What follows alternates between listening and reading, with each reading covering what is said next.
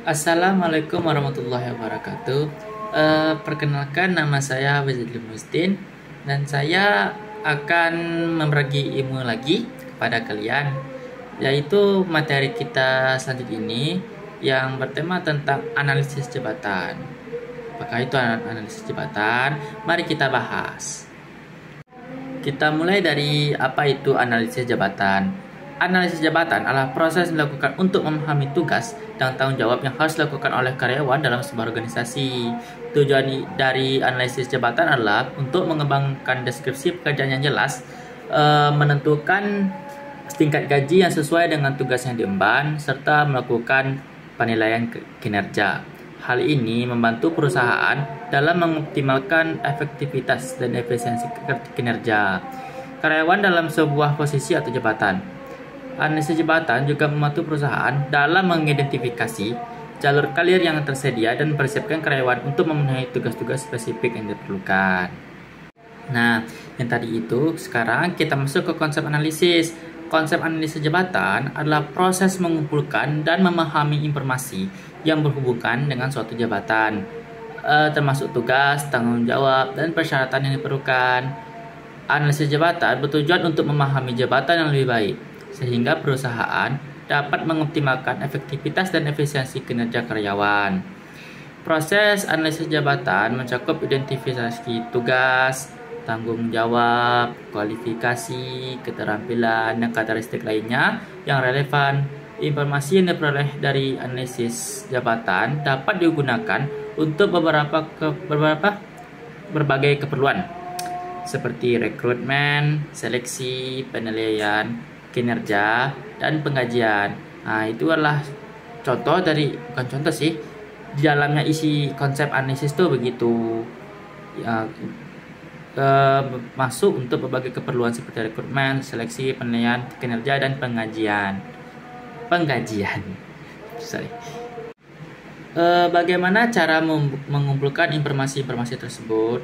Maka dari itu, ada yang namanya metode analisis jabatan. Metode yang dapat digunakan untuk mengumpulkan informasi tentang jabatan di sebuah organisasi. Yang contoh pertama itu ada observasi. Metode ini melibatkan melakukan pengamatan langsung terhadap karyawan yang bekerja di jabatan tersebut. Ini bertujuan untuk mengetahui perilaku, kewajiban, dan tugas yang diperlukan. Bagian kedua itu ada wawancara. Metode ini menggunakan wawancara sebagai sumber informasi. Penganalisis akan berdiskusi dengan pengguna jabatan untuk mengetahui tugas, tanggung jawab, dan persyaratan yang diperlukan. Yang ketiga ada kuesioner. Metode ini menggunakan kuesioner untuk mengumpulkan informasi mengenai tugas, tanggung jawab, dan persyaratan jabatan. Ada juga yang namanya catatan harian. Metode ini mengumpulkan catatan harian dari karyawan yang bekerja di jabatan tersebut. Ini bertujuan untuk mengetahui perilaku, kewajiban, dan tugas yang diperlukan. Yang kelima ada yang namanya analisis. Metode ini mengumpulkan dan menganalisis informasi dari sumber-sumber lain seperti dokumen, laporan, dan data statistik. Ada lagi yaitu namanya yang keenam, analisis jabatan langsung.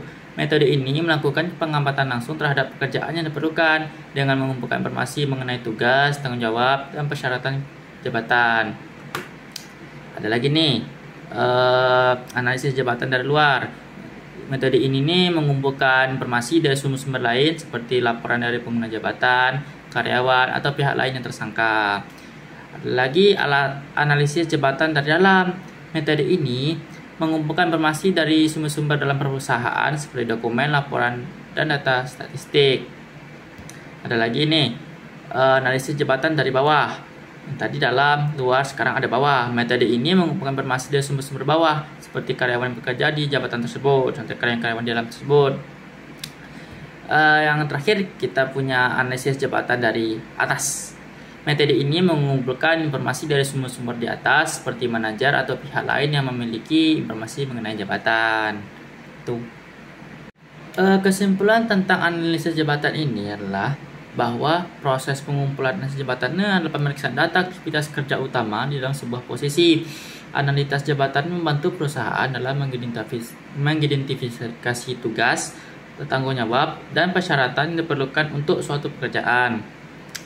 Hal ini membantu perusahaan dalam mengoptimalkan efektivitas dan efisiensi kinerja karyawan, serta membantu dalam berbagai keperluan seperti perencanaan SDM, penarikan dan seleksi pegawai, pelatihan penentuan kompensasi, dan penilaian kinerja. Analisis jabatan juga membantu dalam mengidentifikasi jalur karir yang tersedia dan mempersiapkan karyawan untuk memenuhi tugas-tugas spesifik yang diperlukan. Baiklah, sepertinya hanya itu sedikit ilmu dari saya tentang yang namanya analisis jabatan. Tidak perlu panjang-panjang lebar, saya jelaskan hanya secara to the point saja.